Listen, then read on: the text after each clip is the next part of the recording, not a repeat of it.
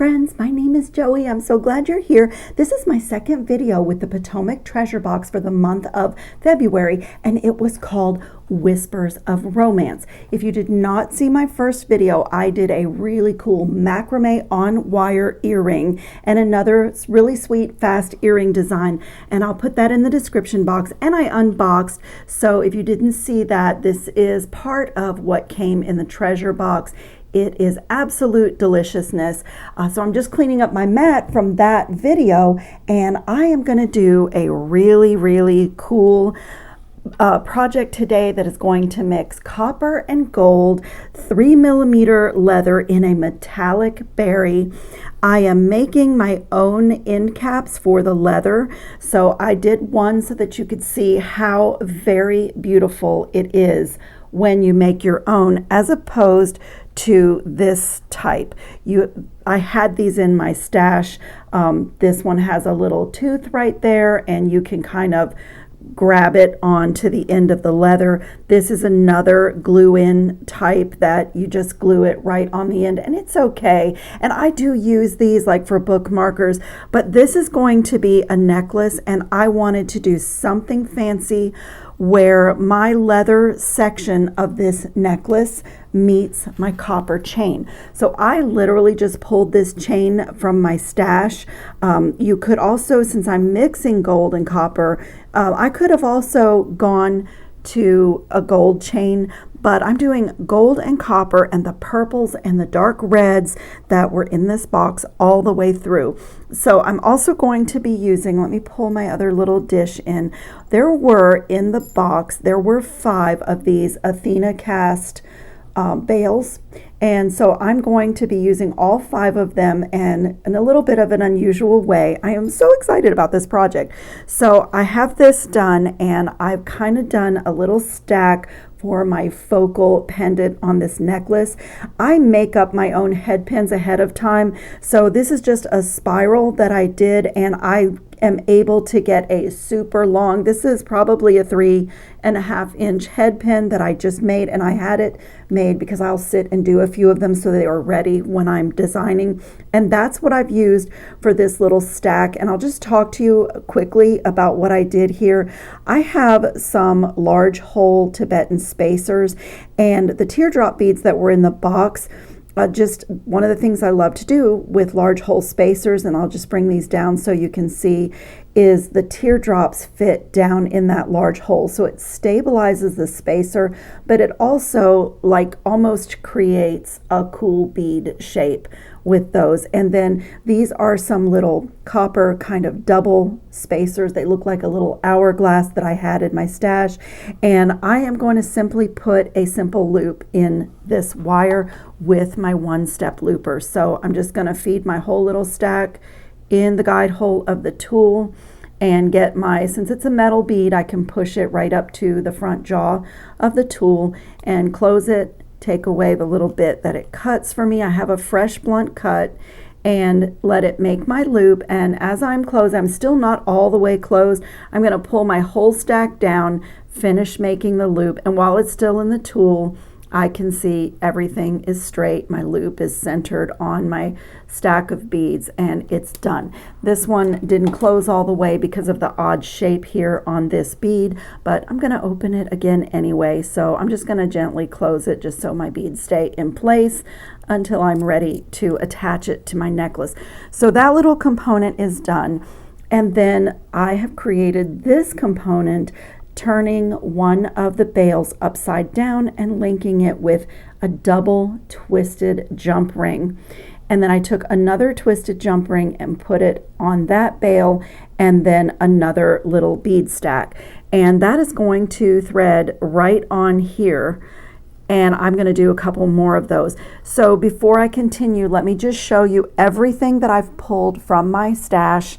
So I'm using all the beads from the box and the copper Athena cast and the copper ball head pins, mostly everything from the Potomac Treasure Box, but I love to design with things that I have and that I've already purchased. So this is from my stash. It's a 3mm metallic berry leather. You could do a smaller leather if you want, but for the scale of the chain that I had, and I bought this at a bead show, I just liked that. And then this is a little assortment with 3 different sizes there. I don't know the millimeters because it's been a while since I ordered this. If I can find this, I will link it below. This is not my gold filled diamond cut jump rings that if you've been here before, you've seen me use a lot. These are super thick gauge, very hard to open and close, twisted jump rings, and I believe they're gold plated. I will look for a link when I edit and upload this video, but it's really cool to have the small, medium, and large in those. And for this project, that came in really handy. So all of my Tibetan spacers, this is a Tibetan spacer assortment. Most of these have large holes. This one does not. This one does not. But the one that fits over 3mm leather is this cool spacer. And I have reordered this little assortment. I don't even know how many times over the years. It is extremely inexpensive and it is so handy. And then my end caps here that I'm going to be finishing my leather off are from another assortment. It comes in all the metallic finishes. The copper is very dark and it did not match so well the Athena cast copper. It was quite a bit darker and I didn't care for it. But I have this in the dark copper, the antique bronze, silver, and the gold. So sorry guys, I'm reaching behind me. But I have also reordered these cone end caps so many times. I can always find something in this assortment that fits whatever I need it to fit. There were quite a few of the cones that did fit over 3mm leather, but I'll show you what I'm doing to make that work and to give me a wire to add beads to and connect to my necklace. So I just wanted to show you what I pulled from my stash. And as always, check my description box. There will be links to the Potomac Beads website, to the treasure box, and I love their anti-tarnish coating, which is going to get brushed over every single one of these plated Tibetan spacers. And so all of those links and everything that I've used in this project, you will find it in the description box. But let me show you what I have done to make this work. It's so much prettier than just a commercially bought glue-in end cap. So I just have a piece of 20 gauge wire and I am going to take my 6-step veil making plier, and because I know that this is 3mm leather, I can choose the right millimeter step on my bail. And the other thing that I've done here, I cut my leather at an angle, and while I have it in my hand, I'm going to go ahead and cut it at an angle on the other side. So just giving myself kind of a little bit of a point, it's going to make it easier to fit it into my custom-made leather end cap. So what I'm going to do is come here, and this starts like a very normal coil, the way we would start to make jump rings. I'm just going to do a little coil, and I want to make sure that I am how can I say, that my coils are building toward my plier handle, because this needs to be centered on this coil and coming right out of the top, if that makes sense. Maybe it's better if I just show you. And you only need like 2 or 3 coils. And if you're going to do a version of this, if you like this project, basically what you're looking for is these to hide inside. So that's what I have. And while I'm still holding on to it, I'm going to go ahead and direct this wire up. I can even because I have a good grip on it this way, and it's never going to be seen again, but I do need this wire to be going up like that. And I also need it to be centered. So now I can take it off my bail making plier, and I have this like funky little coil.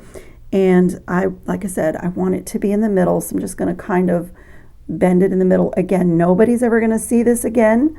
So this is really just for it to, do what I need it to do. And if I'm really grabbing onto this wire, because it is hard to hold this coil.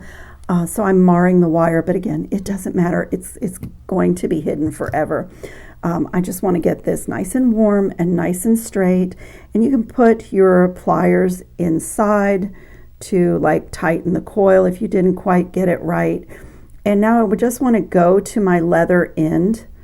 Well, my leather end and my cone end, because now it's just really a matter of making this fit and making it centered.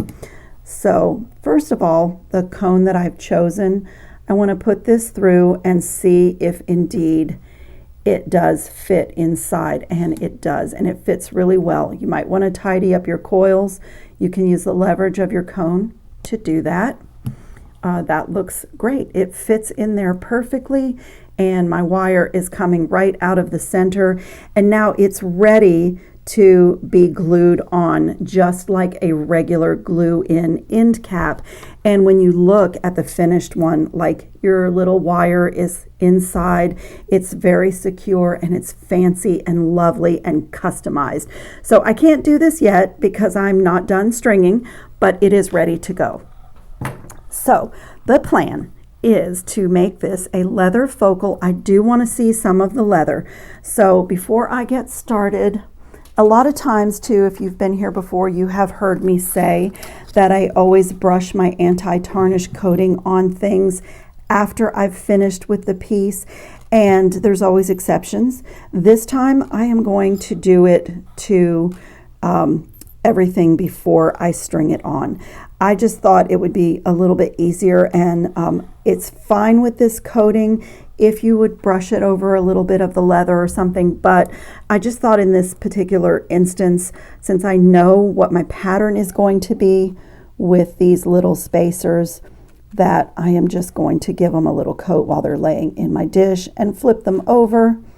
This Permalac coating is the semi-gloss. It's the one that I mostly use. It also is available in a matte finish, but with the semi-gloss I can brush it over anything and it dries perfectly invisible. It doesn't cloud crystals, so I'm just going to get a good coat. It dries super fast. I can start stringing almost immediately. I'm just going to flip everything over and get a coat on the other side. Okay, in just like a minute and a half, all my little spacers are coated and ready to go into the design. So what I decided to do is use 2 of these after my first bale is strung on. And then my next bale is going to go on. And I'm going to attach this to that bale. I thought about doing a bead component at the top, and I might go back and do that, but I do have it so that this is a tiny bit longer than the other 2 focal drops. So I'm going to go ahead. That's the nice thing about working with simple loops, if you feel like you want to add something. So I do have it so that it's a bit longer, and I may just leave it. It's really pretty, and you'll see as I string that I've alternated gold and copper and purple and that dark red throughout the whole piece, and it's just so regal, and the mixed media is just delightful. I'm just loving this piece. So I am going to put the last section together. I did this one off camera, but I'll show you exactly what I did here. I am going to connect these 2 bales with these jump rings, and they, as I said, they are super heavy duty. They're really hard to open and close, and I did a double just for architectural purposes. It just looks great, not only the twisted ring, but just making it chunkier by putting 2 together. To make sure these are closed really well. They're not going anywhere. They're such nice quality. And I'm going to go ahead and add my second one.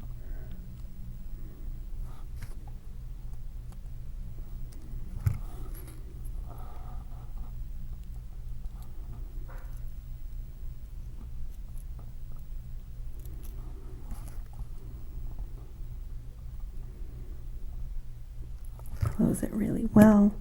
I just love these bales, and it looks like a connector, like it no longer looks like a bale to me.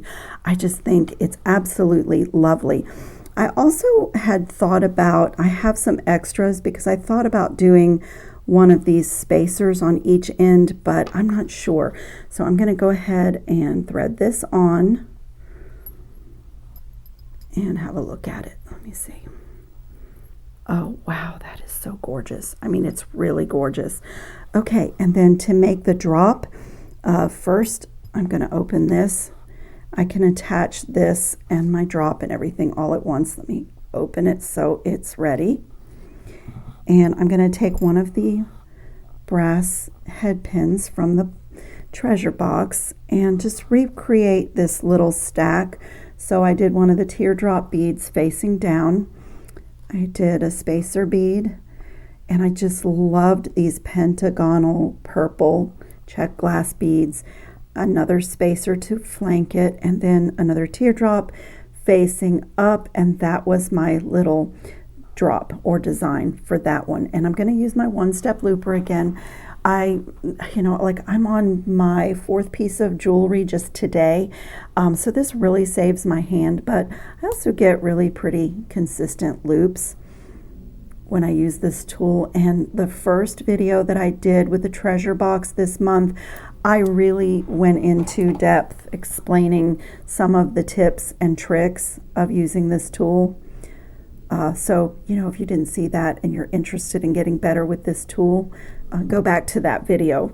So now I'm going to just thread this ring on, and I'm threading my little dangle onto that, and just close this big jump ring really well. These are so hard to open and close, but I love that. It's a good jump ring.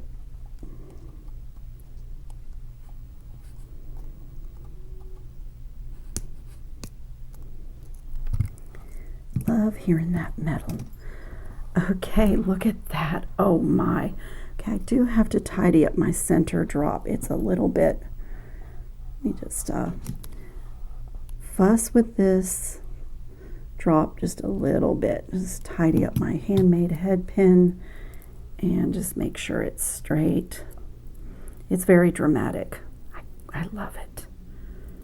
Okay, get my little, not those, this. Get my little, I want to attach this like that. And the reason I care is that the opening of that simple loop on the drop is going to the back of the necklace. So, it's seamless when you look at it. It's just a thing of quality. Oh, that is so pretty. Okay, we are ready for adding on our handmade end cap. And I am going to, I coated this one with my Permalac, but I have not coated this one. So I'm going to go ahead and do that while I have it in my hand on the wire like this. This is so easy. It's more simple than polishing your nails.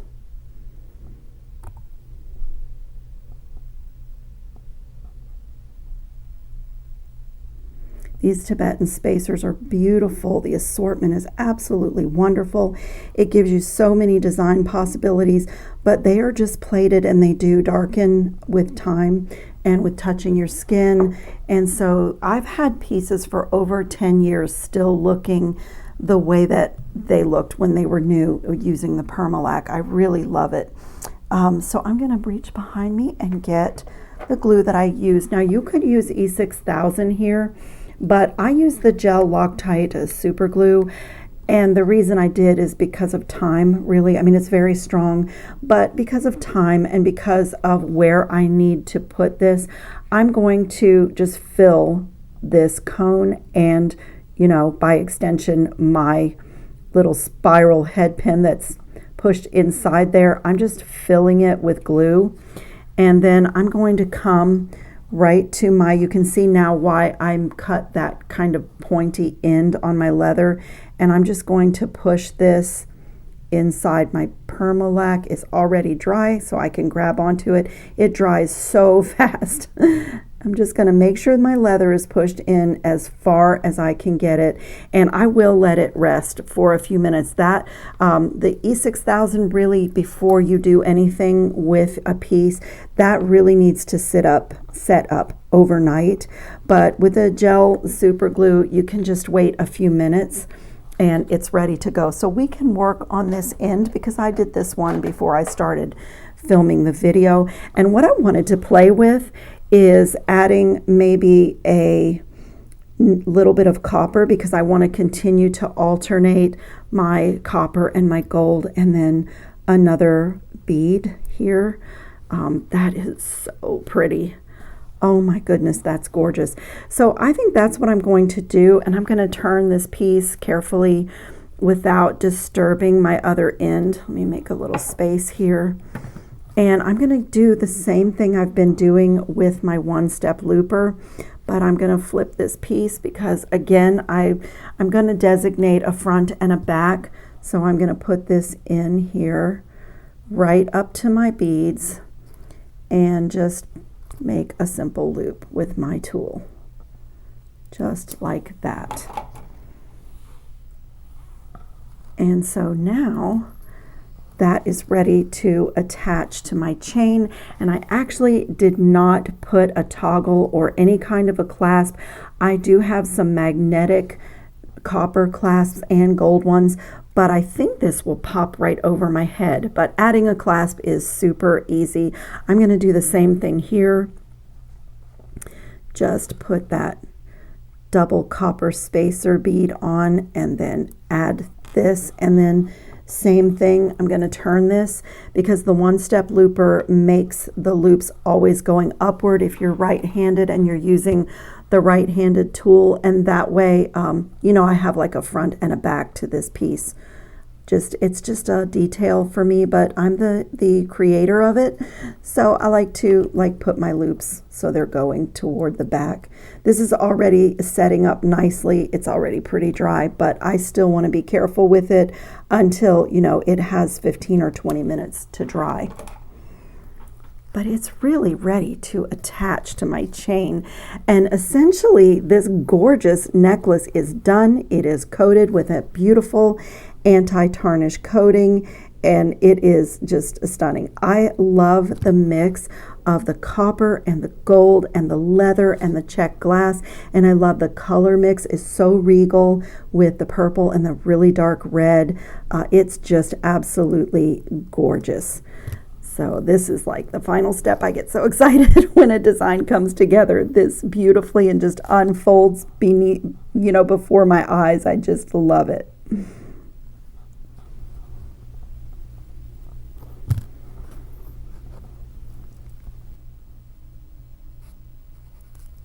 Close that loop really well, and like I said, I'm not really ready to pull on this, but I will put some good pictures up at the end so you can see how stunning. I mean, this is a beautiful statement necklace. You could wear this with a sweater, a white t-shirt, and jeans. Like whatever you have on is automatically interesting and elevated. I'm so crazy about this piece. I think I'm going to be keeping this one for myself. So don't forget to check the description box. I will put links to all the things that I added in, as well as Potomac beads. And again, if you're not interested in getting another box, I encourage you not to discard shopping the website, because I find some of the most amazing things for my designs on the Potomac Beads website. So I thank you so much for watching. I hope everybody is safe and well and having fun on your beading mats, and I will see you in the next video. Ciao, friends.